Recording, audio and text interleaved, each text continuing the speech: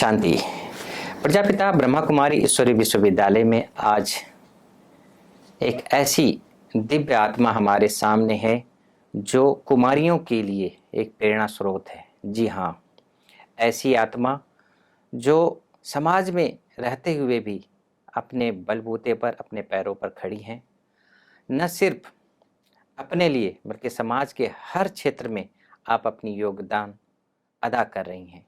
आप एक spiritual counsellor है, डाइटिशियन है, फिटनेस ट्रेनर है। जी हाँ, ऐसी दिव्य आत्मा से मुलाकात करते हैं जो आप इंदौर से आई हुई हैं। लगभग 11 सालों से आप ज्ञान में चल रही हैं। ऐसी दिव्य आत्मा आज हमारे साथ हैं। हम उनका स्वागत करते हैं ज्ञान मंथन स्टूडियो में। दीदी ओम शांति। ओम शांति। दीदी, सर्वप्रथम आपका जन्म कहाँ हुआ था? मेरा जन्म रतलाम में हुआ है और मेरा जो स्कूलिंग वगैरह है पूरा इंदौर में हुआ। वर्तमान समय में मैं इंदौर में ही रहती हूँ। ब्रह्मा कुमारी के संपर्क में कैसे आए आप? ब्रह्मा कुमारी के संपर्क में मैं 2011 में आई। 2011 में मेरी मदर एक्सपायर हुई थी और उसके बाद मैंने काफ़ी गहरे डिप्रेशन को फेस किया। और उसके बाद ऐसे ही एक दिन चलते चलते सामने सेंटर था और मैं वहाँ पहुँची और मैंने सेंटर के बारे में जानकारी ली और दीदियों ने फिर वहाँ से मुझे कोर्स कराया और ऐसे मेरे ज्ञान की यात्रा प्रारंभ हुई वहाँ से। तो ये आपको प्रेरणा कैसी आई कि हम एक काउंसलिंग की जो है पढ़ाई कर लें और फिर फिजिकल ट्रेनर भी हैं आप, तो आप चाहे तो समर्पित भी हो सकती थी, लेकिन आपने ये डिपार्टमेंट क्यों चुना? मेरा जो पहले पर्पस था वो मेडिकल था। तो मेडिकल 2011 में ही जब मदर एक्सपायर हुई थी तब मेरी मेंटल कंडीशन ठीक नहीं थी और तभी मेरे एग्ज़ाम्स थे। तो वो एग्ज़ाम्स मैंने गवर्नमेंट कॉलेज में नहीं निकाल पाई थी और लाइक जो प्राइवेट कॉलेजेस होते हैं उनकी फ़ीस बहुत ज़्यादा होती है। तो वो एक मुझे वहाँ पे मेडिकल कॉलेज का जो ऑप्शन था मुझे ड्रॉप करना पड़ा।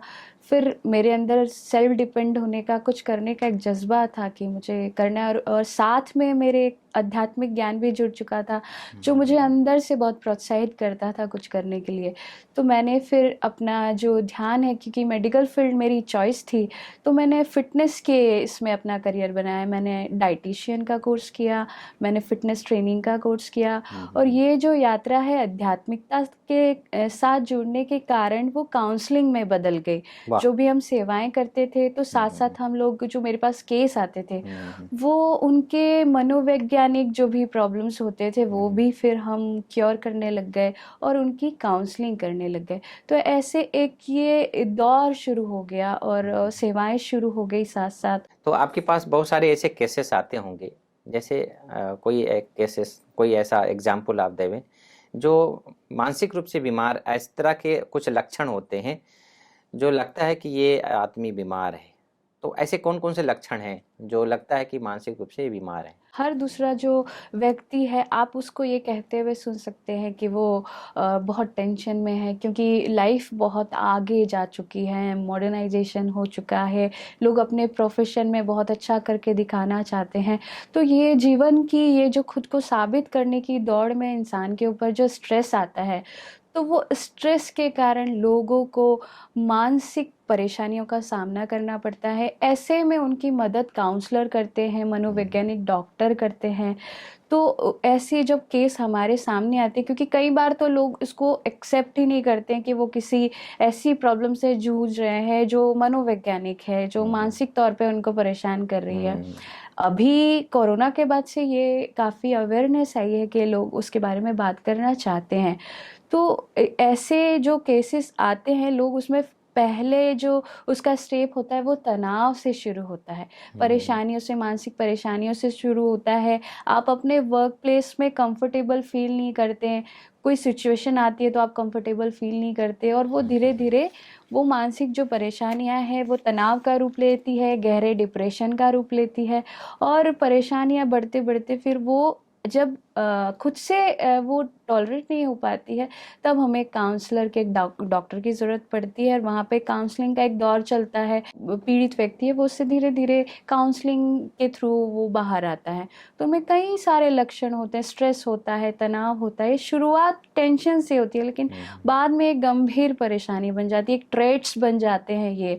क्या ऐसा हो सकता है कि जो व्यक्ति टेंशन में है, तनाव में है, वो ज्ञान नहीं सोच रहा है, वो ज्ञान को जानता नहीं है, लेकिन आप उस टेंशन में आत्मा को किस प्रकार से हील करती हैं, क्या उसको बताती हैं कि वो टेंशन से फ्री हो जाता है? देखिए, इसमें जो पहला जो स्टेप होता है, इस बात को स्वीकार करना कि मैं एक मेंटल बॉदरेशन में हूँ और ये मुझे किसी ऐसे व्यक्ति की ज़रूरत है जो मुझे इससे बाहर निकाल सके। तो पहले इसको पहचानना कि ये जो प्रॉब्लम है, ये जैसे दूसरी डिजीज़ होती है, जस्ट लाइक दैट, कि ये उसी की तरह एक प्रॉब्लम है जो मानसिक हमारे उससे जुड़ी हुई है। तो पहले तो ये ही स्टेप है कि हम उसको पहचानें कि हमें किसी की ज़रूरत है, हमें ट्रीटमेंट की ज़रूरत है। तो जो पहला पड़ाव ये होता है कि आप किसी काउंसलर को चूज़ करते हैं, आप किसी डॉक्टर को चूज़ करते हैं, तो हम पहले उन्हें रियलाइज़ करवाते हैं कि ये जो प्रॉब्लम है मानसिक तौर पर आपके द्वारा ही खड़ी की गई है। और ये बिल्कुल आप जैसे आपने इसको मानसिक तौर पर ज्यादा सोच सोच कर। कर इसको खड़ा किया है, आप वैसे ही इसको पॉजिटिव वे में अपने आप को सोच करके उससे बाहर आ सकते हैं। तो ये जो रियलाइजेशन का एक जो स्टेप है, वो स्टेप बाय स्टेप उनके अंदर कॉन्फिडेंस पैदा करता है। और सीबीटी की ट्रेनिंग होती है, कॉग्निटिव बिहेवियर थेरेपी जो होती है, और उसके अंदर कई प्रोसेस होती है, कई काउंसलिंग के कुछ दौर होते हैं। उनसे धीरे धीरे रियलाइज़ करके वो जो पीड़ित व्यक्ति है, जो पर्सन है, वो धीरे धीरे खुद रियलाइज़ करता है कि ये मेरा एक सोच का एक पैटर्न है और मुझे धीरे धीरे इससे बाहर आना है। तो वो एक जैसे संस्कार उसका बनता जाता है कि नेगेटिव होने के कारण वो डिप्रेशन में चला गया, ऐसे ही वो धीरे धीरे पॉजिटिव की जो किरण है उसको पकड़ के उस अंधेरे से बाहर आ जाता है। कई ऐसे युवा हैं जो आवश्यकता से ज्यादा बोलते हैं, उनको बोलना नहीं चाहिए, लेकिन बोलचाल उनका रफ है, तो क्या ये भी डिप्रेशन में आता है? आपके बिहेवियर में होने वाले जो भी ट्रेट्स हैं, आप जैसा व्यवहार करते हैं, आपकी जैसी पर्सनैलिटी है, वो एक कहना चाहिए उसको, वो एक आईना है पूरे आपके जीवन का, आपके संस्कारों का। जो बचपन से बीज आपके अंदर भरे गए हैं, जो आपने बचपन से जिन चीज़ों को देखा है, उसका एक ऑल ओवर एक इमेज, एक वो बनती है आपके अंदर, और वही आपके व्यक्तित्व में आता है। तो जिन लोगों को जैसे बहुत ज़्यादा घर में दबाया जाता है या जिनको डोमिनेंट उनको रखा जाता है, वो बाहर जाकर बहुत ज़्यादा एग्रेसिव होते हैं। तो जो भी ट्रेड्स हमको दिखाई देते हैं, वो उनके पूरे जीवन का एक सत्य है कि उनके साथ कैसा व्यवहार किया गया और उन्होंने अपने जीवन में क्या सहा है। तो वो उस तरीके का व्यवहार हमको देखने में मिलता है कि कई लोग बहुत ज़्यादा क्रोध करते हैं, कई लोग बाहर बात करने में असहज होते हैं क्योंकि उन्हें बहुत दबाया गया है बचपन से। तो वो आपके जीवन की पूरी, कहना चाहिए आपकी जो पालना हुई है, जिस माहौल में आप रहे, वो आपका पूरा व्यक्तित्व है। कहते हैं कि इविल स्पिरिट, भूत प्रेत जिसको कहते हैं, तो क्या आप भूत प्रेत को मानती हैं? अगर किसी के तन में आ जाता है तो हम कहते हैं कि इसके अंदर भूत है, प्रेत है, इसको निकालो, इस तरह का मान्यता है? देखिए, ये बहुत एक गहरा विज्ञान है, और विज्ञान ये कहता है कि ये हमने ज्ञान में भी पढ़ा कि जैसा आप सोचते हैं, वैसा आप महसूस करते हैं, वैसा ही आपका व्यक्तित्व और आपका बिलीव सिस्टम जो है वही आपका संसार है। मेरे जो विचारों का जगत है वो मेरी असली दुनिया है। अब अगर इसमें मेरा जो बिलीफ सिस्टम है वो ये भी हो सकता है कि ये सब चीज़ें होती हैं। तो अगर मेरा बिलीफ सिस्टम ऐसा है कि ये सब चीज़ें होती हैं, तो मेरे लिए वो एग्जिस्ट करती हैं, मेरे लिए उसका अस्तित्व है। इन सब चीज़ों का अस्तित्व आपके सोचने से होता है। बहरहाल ये चीज़ें होती है, लेकिन आप किसी से भी अभी तक ऐसा कोई प्रामाणिक तथ्य नहीं है। हम सुनते ज़रूर है, लेकिन प्रामाणिकता से कोई कह नहीं सकता कि हाँ ये चीज़ मैंने फेस की है।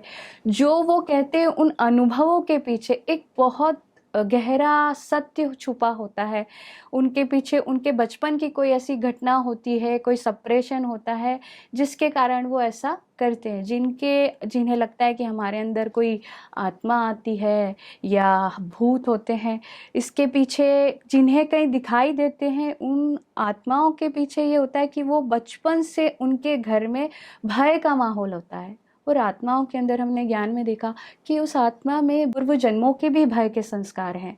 ये आज का नहीं है, ये बीज द्वापर से उसके अंदर है। तो वो जो भय का संस्कार है, और एक उसको जो घर में भय का माहौल मिला है, क्योंकि हम जिस संस्कृति में रह रहे हैं, जिन लोगों के साथ रह रहे हैं, वो भी नीचे कला के जो हैं, अज्ञानी आत्माएं हैं, और जो उनके अपने अनुभव और पुराने बिलीफ सिस्टम है, क्योंकि वो सुनते आ रहे हैं कि टोना टोटका होता है और आत्माएं ऐसे प्रवेश करती है। आप आज हर गली में देख सकते हैं कि माता आ रही है, कोई वो आ रही है। तो वो उन्होंने उस चीज़ को देखा है, उस चीज़ को ग्रहण किया है, उनके सबकॉन्शियस माइंड में वो कहीं ना कहीं बचपन से, कई पीढ़ियों से वो फीड किया गया है कि आत्माएं होती हैं और मेरे तन में आती हैं। तो ये एक साइकोलॉजिकल भी प्रॉब्लम है, क्योंकि उनका सबकॉन्शियस माइंड में वो जो सूचनाएं जो स्टोर डाल है, रखी है। हाँ, वो उस तरीके से वो ऐसा बिहेव करते हैं। उनका कड़ा बिलीफ सिस्टम ऐसा है। तो आप जैसा बिलीफ सिस्टम रखेंगे, आपकी भावनाएं, आपका व्यक्तित्व और आपकी एक्शंस वैसी होती है। तो जिन्हें भूत दिखाई देते हैं या जिनके शरीर में आते हैं, उसके पीछे अगर हम उनके जीवन को खंगालेंगे तो उसके पीछे एक दर्द भरी कहानी हमें सुनाई देगी कि उनका जो बचपन रहा है, उन्हें बचपन से वैसा फीड किया गया है, या उन्हें बचपन से भय की कहानियाँ सुनाई गई हैं। तो उन कहानियों को सबकॉन्शियस माइंड ने जिस तरीके से लिया है, और आज वो उस तरीके से बिहेव करते हैं कि हमारे तन में ये आते हैं। और ये एक पर्सनैलिटी डिसऑर्डर होता है। ये मल्टीपल, वैज्ञानिक उसमें इसको क्या कहा जाता है, मल्टीपल पर्सनैलिटी डिसऑर्डर। इसके रोगी जो हैं, कई रोगियों में 20-20 पर्सनैलिटीज़ होती हैं, किसी में 7 होती है, किसी में 1 से ज़्यादा होती है। तो उस समय एक टाइम होता है, एक ऐसा पीरियड आता है जब वो आत्मा है जो उसकी पर्सनैलिटी है, अपनी पर्सनैलिटी से वो डिफरेंट वो करती है। उसका कारण उसके मन का एक गहरा प्रभाव है जिसमें वो कुछ चाहती है, जो अपनी कई आत्माएं उस दोहरी पर्सनैलिटी के रूप में अपनी छुपी हुई भावनाओं को व्यक्त करती है, दूसरी पर्सनैलिटी के थ्रू वो दिखाती है। और उस टाइम आप जज नहीं कर सकते उसको इसका कि मतलब ये हुआ कि मान्यताएं हमने जो मान लिया वो हमारे साथ घटित हो रही है। हाँ, चाहे हम भूत प्रेत को मान लिया तो हमारे अंदर भूत की प्रवेशता हाँ, हो रही है। जी जी, बिल्कुल। हमने कोई पॉजिटिव कोई ऐसे गुरु को मान लिया तो उसकी फीलिंग हमारे अंदर जी क्रिएट जी हो रही जी है ना। या हम ऐसे स्थान पे जहाँ चले गए, जंगल जैसे इलाका में, और वहाँ पर साइलेंस का अनुभूति कर रहे हैं, तो हम साइलेंस, फिर डीप साइलेंस में चले जाते हैं। और ये इतना गहरा होता है कि अगर किसी ने अगर सोच लिया कि मेरे अंदर कोई देवी आती है, तो उसके हाव भाव, उसकी क्रियाएं सेम होगी। आप उसको उस टाइम जज ही नहीं कर सकते, क्योंकि सबकॉन्शियस माइंड ऐसे एक्ट करता है उस समय कि उस आत्मा को पूरा बिलीव होता है कि मेरे अंदर वो मातृ शक्ति आ रही है, वो देवी शक्ति आ रही है, या कोई प्रेत आत्मा आ रही है। लेकिन ये एक, इसको समझना इतना ज़रूरी है, इसको डिफरेंशिएट करना इतना ज़रूरी है कि ये एक मनोवैज्ञानिक प्रॉब्लम है, ना कि कोई प्रेत भूत या ऐसी कोई प्रॉब्लम है। क्योंकि देखिए, एक गहरा एग्जाम्पल है इसके पीछे कि समुद्र में जो नाव है वो तब तक नहीं डूबती जब तक कि पानी उसके अंदर नहीं नहीं यार, जाता। सही तो बात। हमें जो डुबाने वाला है, ये डिप्रेशन है, जो इस टाइप का बिलीफ सिस्टम है, वो उस नाव के अंदर का पानी है जो उसे डुबो रहा है। और अगर हम अपने अंदर से पानी बाहर फेंक देंगे और हमारे बिलीफ सिस्टम को हम चेंज कर दें, तो कितना भी गहरा वो एक ट्रेट होगा, कितना भी गहरी वो मानसिक बीमारी होगी, आप उसके थ्रू सेल्फ काउंसलिंग से, आप राजयोगा से उससे बाहर आ सकते हैं। किसी के तन में भगवान आते हैं, या किसी के तन में देवी आते हैं, किसी के तन में देवता आते हैं। ऐसी बहुत सारी मान्यताएं आज के दौर पे गुजर रही हैं। तो आप इसको किस भाव से देखती हैं कि क्या जो मधुबन में घटित हुई दादी गुलजार के तन के द्वारा, या हम ये कह सकते हैं ब्रह्मा बाबा के तन के द्वारा जो घटना घटित हुई, इतनी मुरलियाँ चली हैं, 33 साल और 42 साल जो मुरलियाँ चली हैं, इसके बाद भी कुछ ऐसा घटित हो रही है, इसे आप किस ग्रुप में देख रही हैं? जब परमात्मा ब्रह्मा बाबा के तन में आए और एक अव्यक्त पार्ट जो परमात्मा का दादी जी के तन के द्वारा जो चला, परमात्मा का एक माध्यम दादी बनी, ब्रह्मा बाबा बने, तो उनकी परमात्मा की जो टीचिंग्स थी, जो उनका तौर तरीका था, वो हमें साफ तौर पर पता चलता है कि ये कोई सांसारिक किसी आत्मा का ज्ञान नहीं है, क्योंकि हमने वेद पढ़े, शास्त्र पढ़े, और ये ज्ञान को आप यहाँ पे डिफरेंशिएट कर सकते हैं। जो मुरलियाँ हैं हमारी, जो पालना हमें मिली, कि वो एक सुप्रीम कार्य है जिसको हम दुनिया के जो वेद रहे हमारे, जो अभी तक की हिस्ट्री रही, उससे हम डिफरेंशिएट करके तोल के देख सकते हैं कि ये परमात्मा का कार्य है। तो वहाँ स्पष्ट तौर पर हमें पता चलता है कि वो एक परमात्मा कार्य जो चला ब्रह्मा बाबा के थ्रू और दादी के थ्रू, और उनकी जो ऊंची स्थिति उस समय होती है और हर आत्मा को उस हॉल में बैठे जो महसूस होता है, तो उसको नकारा नहीं जा सकता है ना। उसको ना तो वो लैंग्वेज मुरलियों के किसी शास्त्र में है, ना वो पालना कहीं देखी गई, और उसको जब आत्मा यहाँ पर हम कैसे हम लोग पहचाने कि परमात्मा से हमारा कनेक्शन है, उसका आधार था राजयोग। जब आत्मा अपने स्वयं के स्वरूप में स्थित होकर परमात्मा को याद करके जो पावर्स लेती है और उसके जो शक्तियाँ जागृत होती है, तो यहाँ हमें वो एहसास दिलाती है कि परमात्मा कैसे हमें दूसरा तन का माध्यम लेकर हमको पढ़ाते हैं। शास्त्रों में भी 2 नंदी का गायन है, हम्म शास्त्रों में दिखाते हैं। ये कुछ ऐसे भाइयों के तन में भी बाबा आते हैं, इस तरह की लहरें हैं, तो इसको किस भाव से आप देखते हैं? यहाँ पे ही हमारे ज्ञान की परीक्षा भी है, और हमें वैज्ञानिक तौर पर भी थोड़ा जागृत होना चाहिए कि जैसे हम लोग कोशिश करते हैं कि वैज्ञानिक पहलू को भी ज्ञान के साथ रखा जाए, क्योंकि विज्ञान हमें मदद करता है इस संसार को समझने के लिए, और ज्ञान उससे शक्ति प्रदान करता है, वो नज़रिया प्रदान करता है कि हम उस सत्य को टटोल सके, पहचान सके। तो बहुत ज़रूरी है यहाँ पे ये समझना कि जिस भगवान ने स्वयं जिस यज्ञ की स्थापना की, और एक पूरा दौर चला पढ़ाई का, ईश्वरीय पढ़ाई का, और दादियों को तैयार किया गया, और इतने सालों का एक दौर रहा जहां हमने सब कुछ सीखा, तो परमात्मा अपने द्वारा रचित यज्ञ को छोड़कर, जिसकी रचना उसने खुद की है और जिसका मास्टर, जिसका पालनहार वो खुद है, तो वो उसमें कुछ भी रेक्टिफिकेशन कर सकता है, उसमें सुधार कर सकता है। वो अपने यज्ञ को छोड़कर बाहर कैसे आएगा? और यहाँ पर हमें पहचानना बहुत ज़रूरी है कि जो आत्मा ऐसा दावा करती हैं, उनकी मनोवैज्ञानिक स्थिति क्या है।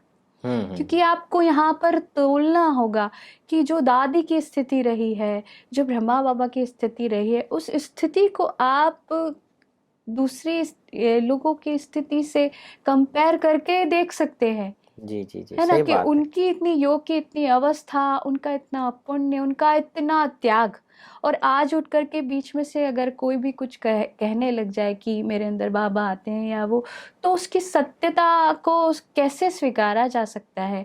आप ये जो दौर है, ये मनोविकारों का दौर है, क्योंकि आत्माएं बहुत ही डिप्लीट अवस्था में अभी हैं, और ऐसे ऐसे मनोवैज्ञानिक जो समस्याएं आ रही हैं, उनसे जूझ रही है। ऐसे में कई जो ज्ञान में चलने वाली आत्मा, इनको ये भी लगता है कि कोई हम पे टोना टोटका कर रहा है, कोई हमारे प्रति षड्यंत्र करता है।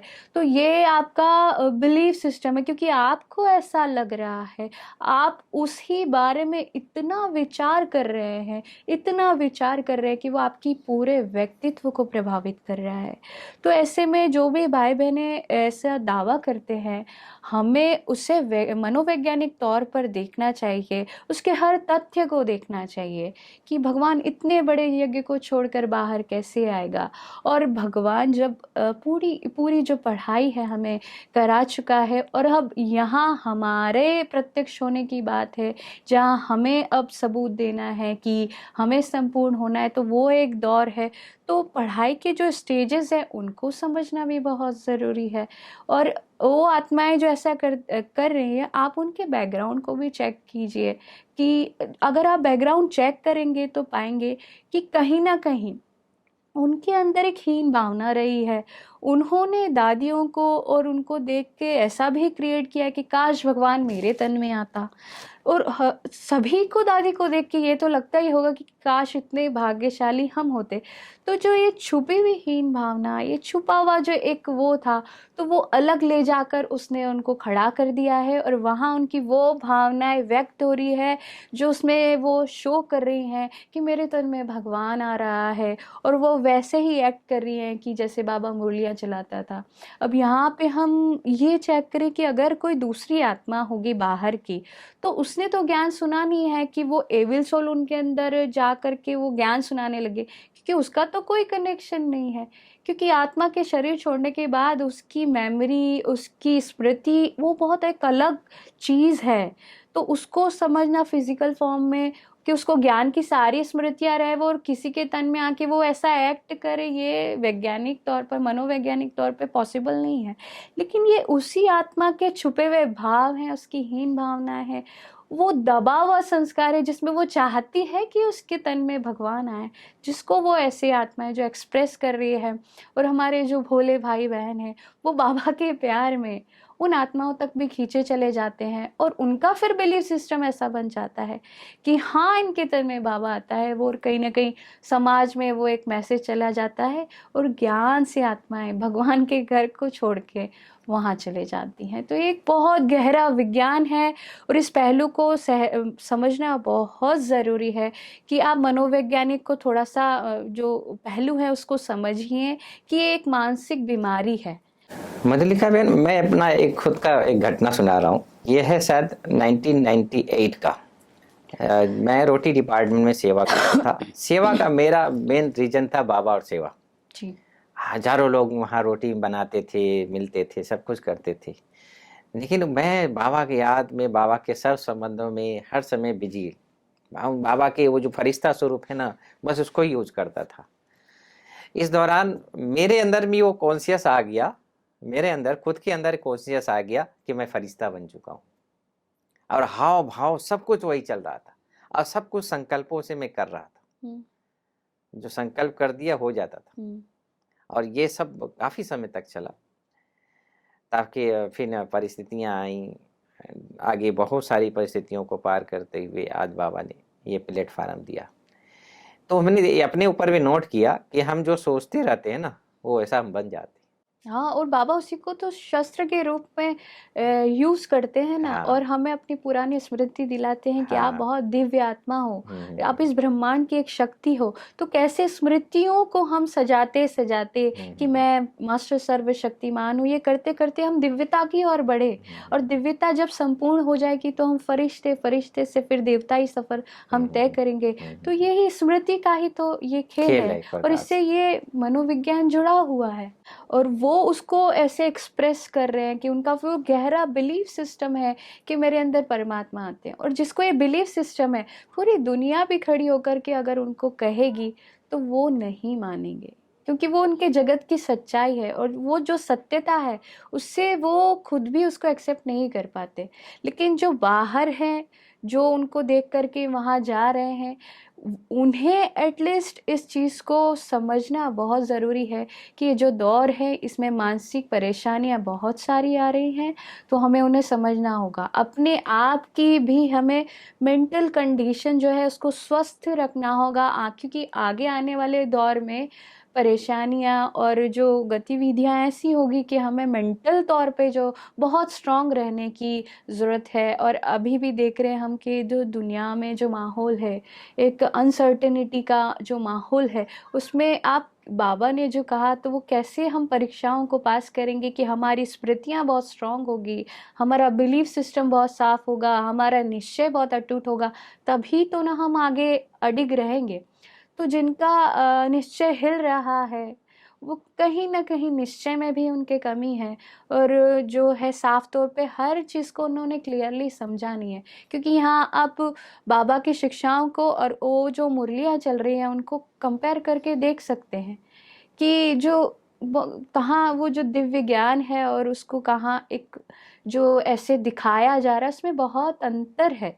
वरना कहने का मतलब यह है कि सूर्य और चंद्रमा ने अपना काम कर दिया है, अब बारी है सितारों की चमकने की। जी जी ज्ञान योग से अपने आप को हम खुद को सजा लें और खुद को संवार लें, ये आज के आपका कहने का भावार्थ ये है। हाँ, भावार्थ ये भी है कि आप हर कहीं घटना को, भटकने की जरूरत हाँ, नहीं, हर घटना आप को अपने आप घर गृहस्थ हर में रहते पहलू हुए से देखें। क्योंकि आप केवल किसी ने आपको कह दिया कि इसके तन में बाबा आ रहे हैं तो आप कैसे मान सकते हैं, क्योंकि आपने तो भगवान को आते देखा है, देखा है। आपने महसूस किया है। तो जिसने महसूस किया है परमात्मा को, उसके विश्वास को कोई नहीं बदल सकता। लेकिन जिसके मन में निश्चय की कमी है और जिसका मानसिक जो बिलीफ सिस्टम है वो थोड़ा सा कमजोर है, तो और जैसे बाबा का अब जो पाठ है वो थोड़ा सा अव्यक्त पाठ है कि हमें अव्यक्त ही कनेक्शन रखना है और हमें सारा जो अपना है वो अब अव्यक्त हो करके करना है।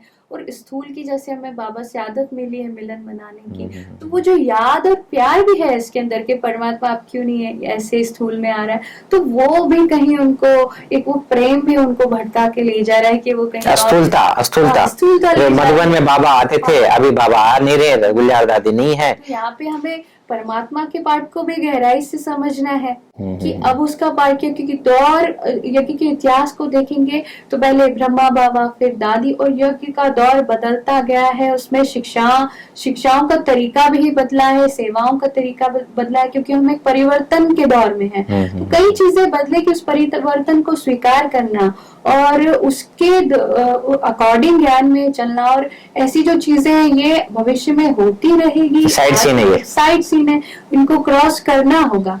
लेकिन मेन जो मुद्दा है वो ये है कि आप ऐसी घटनाओं के पीछे की गहरी सच्चाई को समझे कि उसके पीछे मनोवैज्ञानिक एक रीजन है जिसको आप समझे कि वो आत्माएं जो कर रही है उसको हम तोल सके कि सत्य क्या है। और जो ऐसे ट्रेट्स हैं, ऐसी बीमारियां, मैं कहूंगी कि आप सभी को जो डिफरेंट पर्सनैलिटी डिसऑर्डर होता है, जो मल्टीपल पर्सनैलिटी डिसऑर्डर होता है, आप मनोवैज्ञानिक जो होते हैं उनकी वीडियोस थोड़ा सा देखिए, आप इसको खंगालिए, इसको पढ़िए कि ऐसी जो चीज आप जब उनके केस स्टडीज करेंगे तो आपको पता चलेगा कि ऐसे कई लोग हैं जिनको लगता है कि किसी की कुछ ऐसी पर्सनालिटी होती है, डेविल पर्सनालिटीज भी उनके अंदर होती है, किसी में सुप्रीम पर्सनालिटीज भी एक से ज्यादा होती है कि कोई एक समय कोई हीरो है, फिर कोई एक समय कोई टीचर है। ये सब उनके छुपे हुए भाव है जो अलग अलग पर्सनालिटी के रूप में निकलते हैं। तो ये जो है ये एक मल्टीपल पर्सनालिटी डिसऑर्डर का केस है जिसमें उस आत्मा को लग रहा है कि उसके तन में बाबा आ रहे हैं। तो उनको साइंटिफिक तौर पे भी चीजों को समझने की जरूरत है। जब आपके जो ये तथ्य सब आपके सामने क्लियर होंगे तो आपका बिलीफ सिस्टम ज्ञान के प्रति बहुत स्ट्रांग होगा। लेकिन हम सुनी सुनाई बातों को, क्योंकि आत्मा शुरू से द्वापर से दूसरे जो कह रहे हैं, जो हमें बताया जा रहा है उसके प्रभाव में रही है और वो भी उसके बिलीफ सिस्टम का जगत है। और यहाँ बाबा हमको जो है ज्ञान देते हैं, वो ज्ञान की जो ऐनक है वो हमारा मार्गदर्शन करती है और हम तोलते हैं कि सत्य क्या है। तो सत्य एक अलग चीज है और बिलीफ सिस्टम तो बहुत सारे हैं। तो उसमें आपको पता होना चाहिए कि ऐसी जो घटनाएं हैं मात्र एक छोटी सी बीमारी है, एक उस आत्मा, और उस आत्मा को भी दोष देने से नहीं है क्योंकि उसको खुद को भी नहीं पता है नहीं क्या हो रहा है हमारे साथ। क्योंकि जब तक उसको काउंसलिंग नहीं मिलेगी, जब तक उसको रियलाइज नहीं करवाया जाएगा, तब तक वो इससे बाहर आना इम्पॉसिबल चीज है। मधुलिका बहन, जैसे कि आप खुद एक कुमारी हैं और समाज के हर क्षेत्र में रहकर आप अपनी खुद के अपने पैरों पे खड़ी हैं, तो आप अपनी स्थिति को सेफ रखने के लिए क्या उपाय अपनाती हैं? लाइफ में मेरे भी दौर था कि माँ मेरी जो है जब इस जगत को छोड़ के गई तब मैं ज्ञान में नहीं थी, तो मैंने एक बहुत गहरे डिप्रेशन को महसूस किया। मुझे भी लगता था कि वो मेरे साथ हैं, वो मेरे साथ चल रही है, मुझे वो दिखाई देती थी। अब उसके पीछे जो रहस्य था वो ये था कि मेरा उस आत्मा के साथ बहुत गहरा प्रेम, माँ के साथ सबसे ज्यादा गहरा अटैचमेंट होता है। तो मुझे हर जगह वो दिखाई देती थी, जो मुझे बहुत ज्यादा डर और परेशानी होती थी उसमें। तो मेरे जीवन में जो बदलाव का कारण बना वो बना राजयोगा। तो जब जैसे मैंने ज्ञान लिया आत्मा का ज्ञान, और मैंने ये जाना कि उस आत्मा की अभी जर्नी आगे है और वो मरी नहीं है, लाइक उसने अपना पार्ट चेंज किया। तो कैसे ज्ञान ने मेरी मदद की, ज्ञान के थ्रू मैंने अपनी सेल्फ काउंसलिंग की, और उस सेल्फ काउंसलिंग का जो एक दौर था वो था रियलाइजेशन का, और उस रियलाइजेशन से मैंने अपने आप को उस गहरे डिप्रेशन से बाहर निकाला। तो मैं उस टाइम जो विधियां जो मैं यूज करती थी, बाद में मैंने मनोविज्ञान को पढ़ा, तो मनोविज्ञान में मैंने देखा कि जो मेडिटेशन से जो प्रोसेस शुरू हुई वो एक वैज्ञानिक उसकी प्रामाणिकता है, और वो मैच करता था कि कैसे बाबा ने हमको सेल्फ काउंसलिंग सिखाया और मनोवैज्ञानिक जो डॉक्टर्स होते हैं वो भी ऐसे ही थेरेपीज यूज करते हैं। तो मैंने मनोविज्ञान को पढ़ के, मेडिटेशन को करके अपने उस गहरे अवसाद से मैं जो बाहर आई, तो मेरा पर्सनल अनुभव है कि ये एक जो डिप्रेशन है, जो इस टाइप के जो मानसिक बीमारियां हैं, जो कहीं कुछ भी हो सकता है आपके जीवन में, बचपन में घटती कोई घटना हो सकती है, कोई इंसिडेंस हो सकता है, जो सप्रेशन है सबकॉन्शियस माइंड में जो गहरा है, जो आपको पीड़ा देता है, तो उससे आप सेल्फ काउंसलिंग, और आपको शुरुआती दौर में आपको किसी काउंसलर की जरूरत होती है, किसी डॉक्टर की जरूरत होती है, जो कि बिल्कुल वैसा ही है जैसे हम दूसरी बीमारियों के लिए सबके पास जाते हो। तो आप जैसे सीबीटी की प्रैक्टिस है, और ये प्रैक्टिसेस आपको थेरेपीज जो है आपको धीरे धीरे इन सब चीजों से बाहर ले जाती हैं, और इसमें सबसे बड़ी जो आपकी मदद करता है वो है राजयोगा।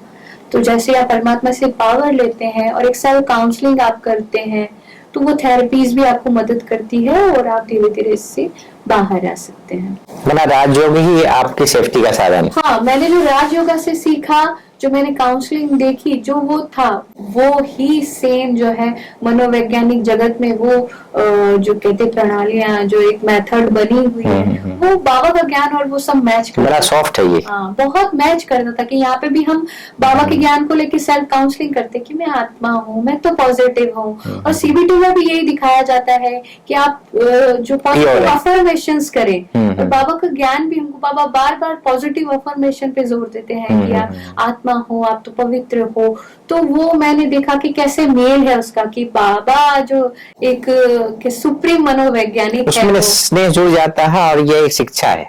हाँ, ये शिक्षा है। तो इन दोनों को जोड़ के जो मेरा बिलीफ सिस्टम चेंज हुआ, तो फिर मेरे मन में ये संकल्प आया जब मैंने ऐसी घटनाएं सुनी कि हमें इस पक्ष को सभी बीके भाई बहनों के बीच में रखना चाहिए कि आप ऐसी चीजों के पीछे छुपे वैज्ञानिक उस तथ्य को भी देखें, साइंस को भी समझें कि इसके पीछे क्या रहस्य है। केवल हम सुन करके केवल बातों पे वो ना करें कि कोई एविल सोल है, क्योंकि आज आपका बिलीफ सिस्टम अगर ऐसा है तो आगे आने वाले दौर में ये चीजें जब होगी तो आप अपने आप को सुरक्षित नहीं रखते। लेकिन आपका बिलीफ सिस्टम ऐसा है कि मैं खुद सोल हूँ और मैं खुद पावरफुल हूँ और मुझ पे ऐसा कोई अटैक नहीं हो सकता। आज से आपका बिलीफ सिस्टम ऐसा होगा तो आप उस दौर में जहाँ नेगेटिविटी बहुत होगी और हमें शायद ऐसी चीजों का सामना करना होगा, तब हम सुरक्षित रह पाएंगे। मधुलिका मैम, आपकी हॉबी क्या है? मेरी हॉबी है काउंसलिंग करना और मेडिटेशन करना और लोगों को हेल्थ के प्रति, डाइट के प्रति जागरूक करना। इंटरनेशनल सर्टिफाइड फिटनेस ट्रेनर हूँ, तो जिम में भी हम लोगों के जो स्पेशल सेशंस होते हैं एथलीट्स को लेकर के, और प्रेग्नेंट वुमेन्स होती हैं, एक्सीडेंटल केस होते हैं, उनके स्पेशल सेशंस मैं करती हूँ और उनकी जो स्पेशल डाइट होती है वो मैं तैयार करती हूँ। आपकी प्रेरक कौन है? प्रेरक तो देखिए सभी दादियां हैं, बाबा हैं, वो सबसे बड़े प्रेरणा स्रोत है। जब मैं यज्ञ में आई, मैंने यज्ञ के इतिहास को देखा, दादियों को देखा, अपने बहनों को देखा, क्योंकि सेंटर पे मैंने देखा कि दीदियां बहुत बड़े बड़े बैकग्राउंड से थी और पढ़ी लिखी और सब जिन्होंने अपना जीवन समर्पित किया और ईश्वरीय सेवाओं में लगाया, तो वो सभी मेरे लिए प्रेरणा स्रोत रहे। और मैंने भी जो मैंने सीखा उसको मैंने ज्ञान की तरफ मोड़ने की अपने जीवन में पूरी कोशिश की है। ऐसी कोई घटना जो आपने ज्ञान योग से पार किया हो? मेरा एक ऑपरेशन हुआ था, तो उसके बाद किसी भी सर्जरी के बाद आपकी बॉडी में B12 बहुत नीचे जाता है और हार्मोनल चेंजेस जो होते हैं उससे भी आप बहुत नेगेटिव जोन में जाते हो। तो एक नीचे जाके पूरा हीलिंग की प्रोसेस से ऊपर आना, तो उस दौर को जो बहुत कठिन होता है सबके लिए, मैंने बाबा की याद से उसको, जो हीलिंग की जो मेरी प्रोसेस थी, जो ज्ञान था, उसने मुझे बहुत कम समय में उस ऑपरेशन से बाहर और हीलिंग, और उस समय मैंने अपने आप को मेंटली जो स्ट्रांग किया, क्योंकि जब B12 आपका नीचे जाता है तब भी आपको कहीं अटैक्स होते हैं, आप अजीब बिहेव करते हैं और लाइक मेंटल लेवल आपका नीचे जाता है। तो उस समय मैंने सेल्फ काउंसलिंग से और बाबा की याद से अपनी मनोवैज्ञानिक तौर पर मैंने अपने आप को बहुत स्ट्रांग रखा, कि मैं बहुत जल्दी उस इसको हीलिंग कर पाई। और उस समय जो मुझे डिप्रेशन सर्जरी के बाद भी जो आता था, तो मैं उसको पहचानती थी कि ये B12 की वजह से हो रहा है मुझे। लाइक अगर कोई और होता है तो उसमें लोग बहुत ज्यादा नीचे जाते हैं कि जो सर्जरी हुआ है अब आगे क्या होगा और कैसे हीलिंग होगी, टूट जाता है इंसान जैसे सर्जरी से। लेकिन मैंने उस दौर को, एक हीलिंग मेरा जो वो रहा दौर, वो बाबा की याद का रहा, और धीरे धीरे बहुत जल्दी मैंने उसे क्रॉस किया। आप घर पे रहते हैं तो लौकिक और अलौकिक का बैलेंस आप कैसे रखती हैं? हर इंसिडेंस जो भी लाइफ में होता है, लौकिक जीवन में रूटीन में होता है, तो वहां पे जो हमारी जो मेंटल स्थिति है वो हमारी जो बैलेंस करने का काम करती है, कि जो हमारी मनोदशा है, जो ज्ञान से हमारी मनोदशा, एक स्ट्रॉन्ग बिलीफ सिस्टम हमारा, स्ट्रॉन्ग मेंटल लेवल जो हमारा बनता है, तो वो हमारी डेली रूटीन में जिनके साथ भी हम मिलते हैं वहां पे बहुत मदद करता है। कुछ ऐसे योग के प्रयोग जो आपने अपने प्रति यूज किया हो? मैंने अपने सर्जरी के दौरान कई ऐसे प्रयोग किए हीलिंग के, जो बहुत डीप में जाकर के, लाइक अपनी बॉडी से डिटैच हो करके इसी बॉडी को एक एक दो दो घंटे हील करना, इसकी सेल्यूलर लेवल पे इसको हीलिंग देना, लाइक एक एक सेल आपका स्वस्थ है, एक एक सेल में परमात्मा की हीलिंग एनर्जी है। तो वो जो ड्रीम्स हुई और वो जो मैंने योग के प्रयोग किए, उससे मुझे काफी मदद मिली। जब आप मधुबन आती हैं तो दादियों से, दीदियों से भी आप मिले होंगी, कुछ ऐसे अनुभव दादियों के साथ के? दादियों से, देखिए, दादियाँ जो प्रेरणा का भंडार है, वो कोई और ऐसा हो ही नहीं सकता, या ऐसा कोई जगत में है नहीं, हम तुलना ही नहीं कर सकते। और मैंने, जैसे मेरी मदर नहीं थी, तो जब मैंने दादियों को देखा, दीदियों को भी मैं जब देखती हूँ, तो मुझे उनसे माँ की ही भावना मुझे महसूसता होती है कि उनमें माँ है। जैसे दादी जानकी जी को मैंने देखा और दादी गुलजार जी को देखा, तो दादियों को जब मैं देखती थी, बाबा मिलन पे भी जब दादियों को देखते थे और दादी स्टेज से नीचे उतरते थे तो हम लोग मिलते थे, तो उनसे जो माँ का जो अपनापन की भाषण आती थी, अपनेपन की जो भाषण आती थी, वो दूर रह के कैसे आपको हर रिश्ते का प्यार देते हैं। तो कभी भी ऐसा नहीं लगा कि मेरे माता पिता नहीं है, तो मुझे वो पूरा परिवार का प्यार दादियों से मिला, सबसे मिला। मधुलिका बहन, जैसे कि आज हमारा टॉपिक है मनोवैज्ञानिक खुलासा, आपने इसके ऊपर बहुत विस्तार पूर्वक आपने इसका अपना विचार रखा है। चलते चलते हम आज की युवाओं को, जो युवा इस ज्ञान मार्ग में काफी लंबे समय से चल रहे हैं और अपने जीवन को ज्ञान योग में पाल रहे हैं, उनके लिए क्या क्या ऐसी भविष्य में सावधानियां रखने की जरूरत है? मनोवैज्ञानिक खुलासा आप क्या करना चाहेंगी कि वो कौन कौन सा चीजें ध्यान रखें और अपने आप को सेफ भी रखें और बाबा के यज्ञ को भी उनका प्यार हो, बाबा से प्यार हो और स्वयं को एक देवत्व के तौर, एक फरिश्ता जिसको कहते हैं, फरिश्ता मंजिल की ओर हम बढ़ते चलें। इसके ऊपर आप मनोवैज्ञानिक क्या खुलासा करना चाहेंगे, उनको क्या संदेश देना चाहेंगे? देखिए, सबसे पहले तो ये कि हम यज्ञ के एक बहुत बड़े वायुमंडल में रहते हैं, जहाँ पे कई सेवाएं होती हैं और कई सारी परिस्थितियां भी हमारे सामने आती हैं, कई चीजों को हम फेस करते हैं, बहुत सारे अलग अलग बिहेवियर है जिनका उनके बीच में हम रहते हैं। तो इसमें भी ऐसा हो सकता है कि किसी चीज का स्ट्रेस हम पे आ रहा हो, तो हमें उस स्ट्रेस को पहचानने की जरूरत है। ऐसा नहीं है कि हम बी के हैं, बाबा के बच्चे हैं, तो ये परेशानियां हमारे पास नहीं आएंगी, क्योंकि हम परिस्थितियों को हर व्यक्ति फेस करता है। तो उसमें हो सकता है कि आपके अंदर भी कोई गहरा सप्रेशन छुपा हुआ हो, जो पिछले जीवन का भी हो सकता है, अभी भी कोई बात आपने मन में गिठान बना के रख ली हो, कोई बात ऐसी हो जो आपको टिक टिक करती हो, जो आपको बहुत पीड़ा देती हो, तो उस चीज को, सेपरेशन को निकालने के लिए हमको रियलाइजेशन होना चाहिए।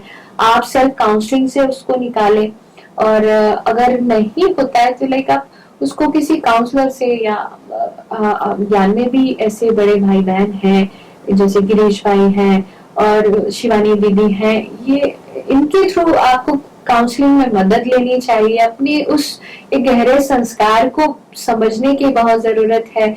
जो भी भाई बहने हैं, चाहे वो टीचर भाई बहने भी हैं, क्योंकि एक बहुत स्वाभाविक चीज है कि हम मानसिक तौर पे जिन चीजों को नहीं हैंडल कर पा रहे हैं, वो आगे हमारे लिए परेशानी का सबब बनेगी।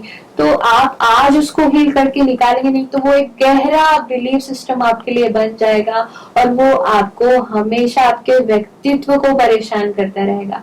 तो अपने आप जो स्ट्रेस फील कर रहे हैं सेवाओं में भी और ज्ञान में भी, अगर कोई तनाव आपको होता है तो आप उसको रियलाइज करें, उसकी काउंसलिंग करें, योग तपस्या के थ्रू उसको अपने आप को समय दें और उस गहरे अवसाद को निकालें, बजाय उसको दबाने के कि हम भी के भाई बहन हम किससे बोलेंगे कि हमें ये डिप्रेशन हो रहा है या हमें बहुत मायूसी हो रही। क्योंकि कई बार होता है ऐसा कि ज्ञान में चलते चलते भी कई लोग उदास हैं, वो पर समझ नहीं पा रहे कि क्यों उदास है, तो वो उदासी और जो कंटिन्यू बनी रह रही है, वो स्ट्रेस एक वो डिप्रेशन तक आपको ले जाएगा, क्योंकि वो एक सीढ़ी है जो धीरे धीरे गहरे डिप्रेशन की ओर ले जाती है, ऑब्सेशन बन जाता है।